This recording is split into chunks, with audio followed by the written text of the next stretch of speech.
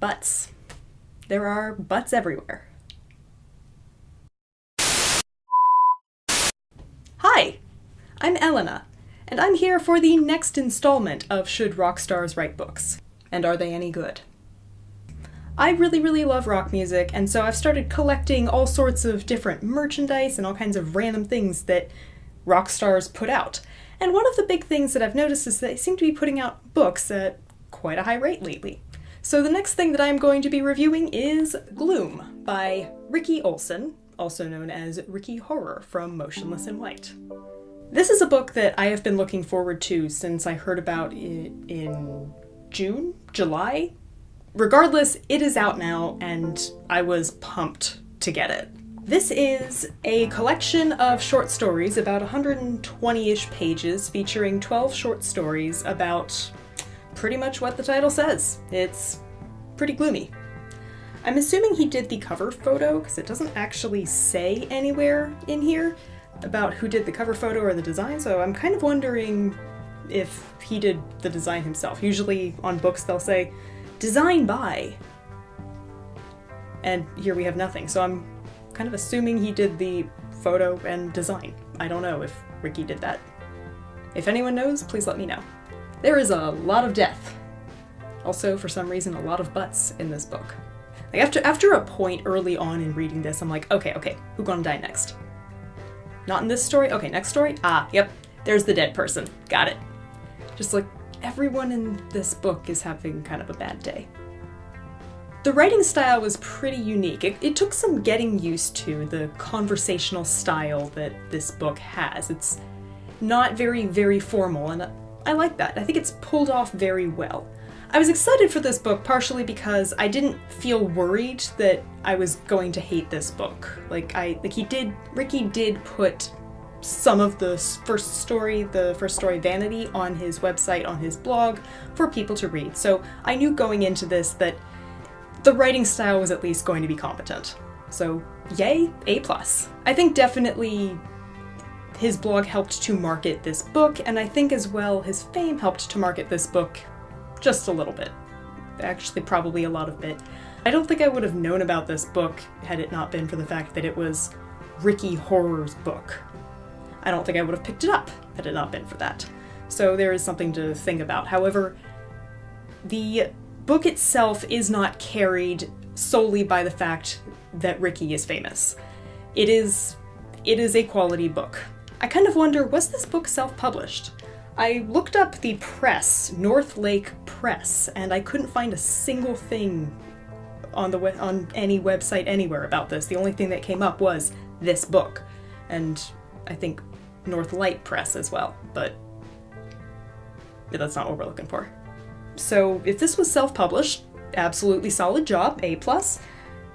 I just wonder, because you kind of automatically think, oh, Barnes & Noble is selling this. This was published by a large publishing company or a mid-sized publishing company, but this might be self-published, so I'm pretty sure from his Instagram posts that Ricky lives near a lake. And it says he lives in northeastern Pennsylvania, so North Lake Press. And now, a brief review of each story in this book. Vanity. Yeah, I actually don't like this story at all. That does not mean that I didn't like the book, and I'm sorry, Ricky, I know you said that this was your favorite story because this was one that you wrote first. I can kind of tell. On top of that, I'm not sure I would have chosen this to be the first story in the book, simply because of the first line. One kind of hopes that the first line of a book will tell you what's to come. It'll set the stage, and you want it to go in your face with a boom. You want it to draw the reader in. But I'm not really sure I would have chosen this way to draw the reader in. Let me read. She squats down, so her rear end hangs in the air, maybe 4 inches from the carpet, like she's about to pinch off a loaf in some toilet hole dug in the ground. That's a bit of a question mark. Really? Is that how you really want to introduce your book, Ricky? When the first thing a character does is poop, I kind of think of them as the poop character for the rest of the book. And in this case, I'm still kind of thinking of this as the poop book for a few more stories until we see enough characters go past it. It's like, okay, I can think of this as a different kind of book. Yeah, I'm not a fan of this first line. But, hey, the worst is out of the way.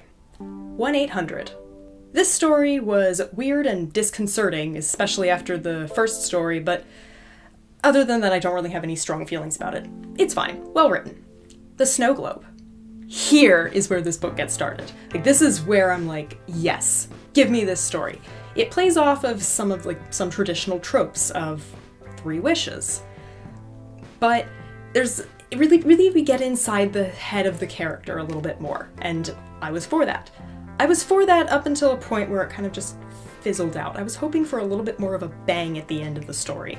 It was going, and then just... Phew. Sunshine.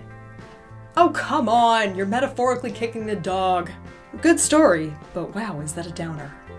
It definitely keeps you reading, though, and I will give him that. Like, this one was one that I could not stop reading. I had to see what happened next.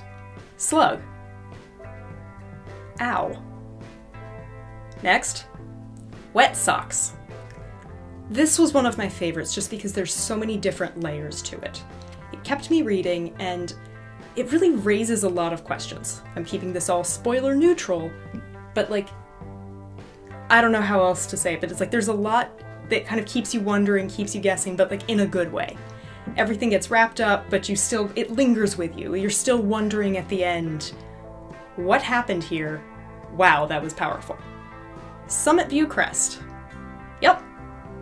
Dinner parties still suck, even after the apocalypse. Fun. This one was one of my other absolute favorites because of the interactions between the characters. I think it really shows off like the different dynamics of human interactions. You're not really rooting for any one person, and yeah, 10 out of 10. Good ending, good beginning, good middle, good. You've got these wild interactions between characters, normal people stuck in an absolutely absurd situation, and this was a story that I could not put down at all. Like, I actually think I was called to help make dinner, and I finished reading it. Thank goodness these are short, or else I'd be in so much trouble. The Delivery. Meh. After the last story, this felt not that exciting. It felt more like a random anecdote than a story, and although slice of life is a valid genre, it still has to be a little bit more interesting, I think, just to keep you reading. Like, especially after some of the other more commonplace events in the book. Paper or Plastic. Yes, well written, good. 7 or 8 out of 10. I feel I should give you a PSA. Yes, it is possible to do the Heimlich maneuver on a dog.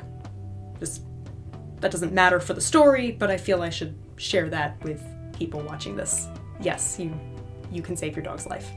Danny. The main character infuriates me, but in a good way. This story is a better slice of life, especially compared to The Delivery 2 stories ago. Slice of life really needs to focus on the character, and whereas in The Delivery, I didn't feel like it focused so much on the character, it was just kind of random anecdotes. In Danny, you really get a feel for who the character is. I don't want to say feel for the main character, but like, you understand the main character. Steel Casket. Oh, now I'm really sad. Trial and Error. This story ends with a bang. I feel like whereas the opening fell kind of short with Vanity, it didn't open well. I feel like this one story, Trial and Error, really serves as a good bookend for the story. Like, it ends it cleanly. There's still a little bit of story left over, but it's like it neatly ends the book. I feel like it really wraps up and represents what one has just read in reading the past 120 some pages. So what's the overall takeaway? Should rock stars write books? Yeah? I'd say yes. I actually would read more from Ricky.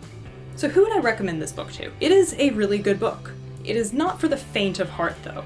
I don't think an author should be required necessarily to put a trigger warning on things. Like, actually, I don't think an author should be required to put any kind of a trigger warning with their work. It's really more up to an individual to look into a book and find out from reviews, Is this dangerous? Is this going to be hazardous to my health? So I'm giving you that warning, friend to friend.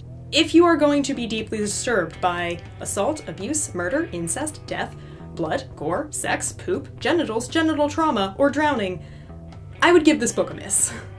Just friend to friend. We had a couple of mediocre stories in this, but overall the book really holds itself together. This book is not simply writing off the fact that its author is famous, it does have plenty of merit on its own. It's not the kind of book that I would have bought regularly, like I would not have gone out and sought an anthology like this, but I'm glad I did. Good quality writing. If I were going to give this book a star rating, I would give this like 4 or 4.5 out of 5 stars.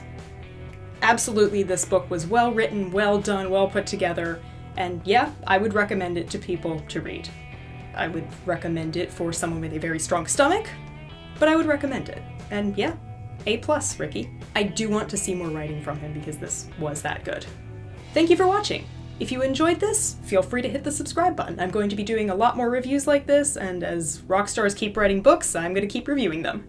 Also check out my social media, and if you're interested in buying Gloom, I have put a link to Barnes & Noble, the page where you can buy it, below in the description. Have a wonderful day, or at least a better day than everyone in this book.